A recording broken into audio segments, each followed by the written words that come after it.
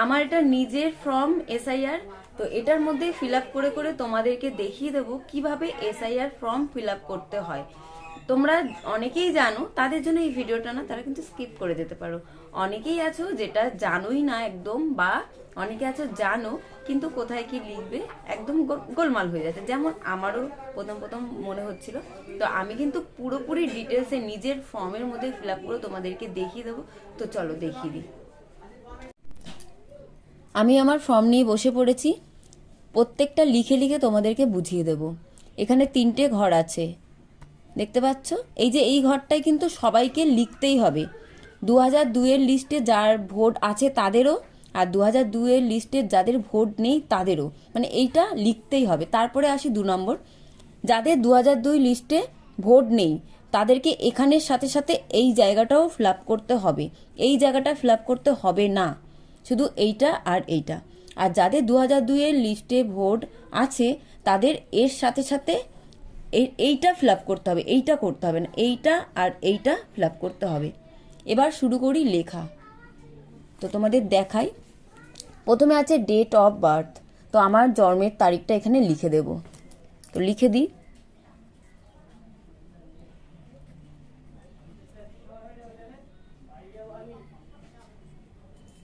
তারপর আছে আধার number, optional, দিলেও হবে না দিলেও হবে।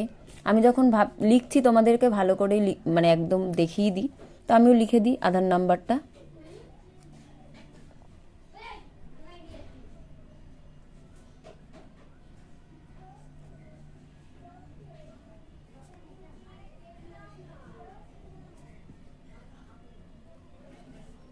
এবার মোবাইল নাম্বার,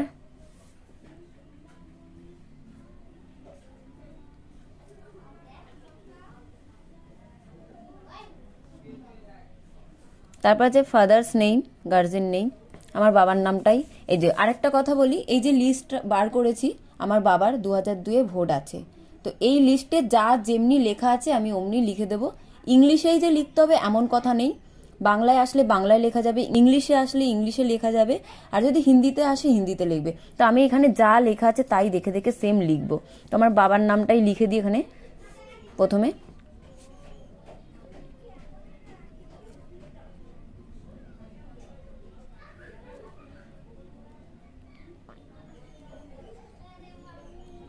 তারপরে লিখবো এই যে বাবার এপিক নাম্বার, তো এখানেই আছে এই যে এপিক নাম্বারটা হলো এইটা। একটু দাগ দিয়ে দিয়েছি আমি, তাহলে আমার দেখতে লিখতে সুবিধা হবে বলে দাগ দিয়ে নিয়েছি। এপিক নাম্বারটাও লিখে নিই।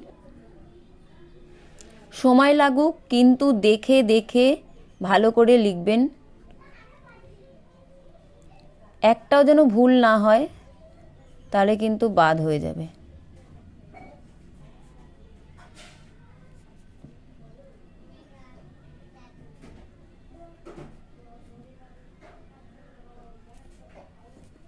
এরপর আছে মাদার্স নেম, তো এখানে মায়ের নামও আছে, তো মায়ের নামটা এখানে লিখে দিই।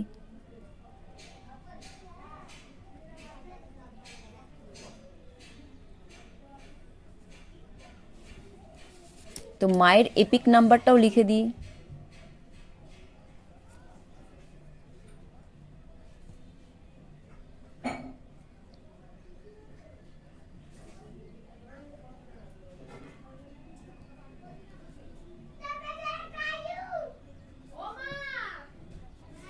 হয়ে গেল। এখানে লিখবো আমার হাজবেন্ডের নেম, যেহেতু আমি বিবাহিত।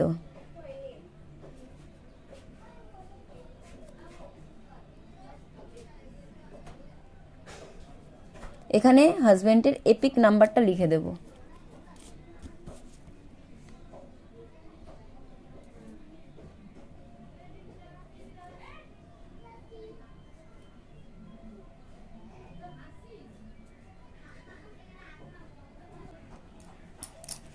এই জায়গাটা তো ফিল আপ হয়ে গেল। এবার আসি এই জায়গাটা, এইটাই হলো কিন্তু অনেকেই ভুল করে, অনেকেই এই জায়গাটা পুরো গোলমাল করে দেয়। তো এই জায়গাটা ভালো করে তোমরা দেখে নাও। এখানে আমি আমার বাবার লিস্ট বার করেছি, আর বাবারটাই দেব আমি। তো তার জন্য প্রথম এই উপরে বাবার নামটাই লিখে নিতে হবে।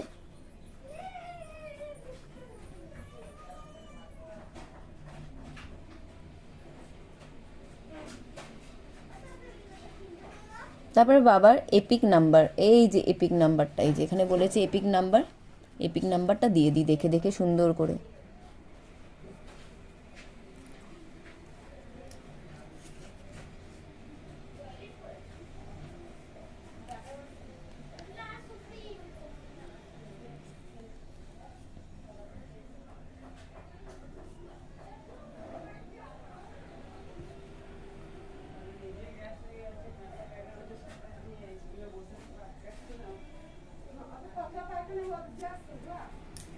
এরপর আছে রিলেটিভ। রিলেটিভ এইখানে কিন্তু অনেকে ভুল করছে, এই জায়গাটা কি করবে সেটা অনেকেই বুঝতে পারে না। এই যে নিরঞ্জন মণ্ডল, সুরেন্দ্রনাথ মণ্ডল, এই নামটাই লিখতে হবে, ঠিক আছে? আবারও বলছি যে ইংলিশে লিখতে হবে এমন কোনো কথা নেই, লিস্টে যেমনি আসবে তেমনই লিখতে হবে।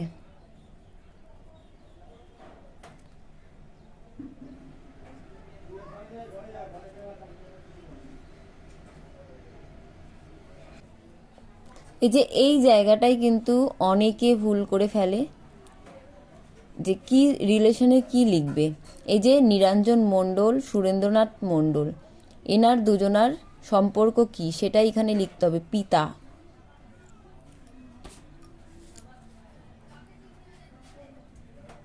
লিখে দিলাম। এবার আসি এই যে লিস্ট, এই লিস্টের যে ভোট দিয়েছে 2002-এ, সেই জায়গাটার ঠিকানা সব কিছু এখানে এক এক করে লিখতে হবে। তো এবার বলি, এখানে লিখেছে ডিস্ট্রিক্ট, তো চুঁচুড়ার ওখানে পরে হুগলি, তো সেখানে লিখতে হবে Hooghly.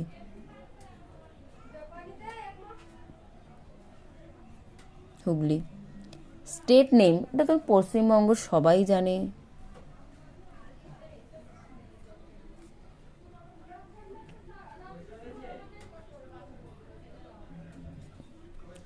AC number, AC number কোনটা হবে সেটা বলি।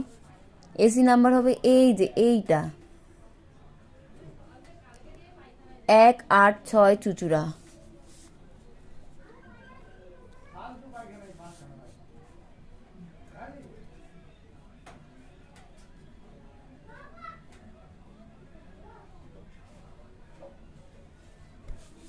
আবার এসি নাম্বার আছে, তো একই জিনিস লিখতেই হবে, স্বাভাবিক।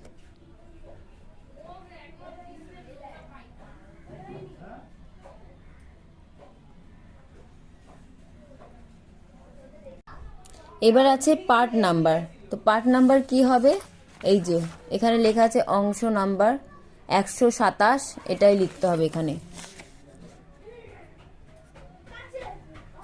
127।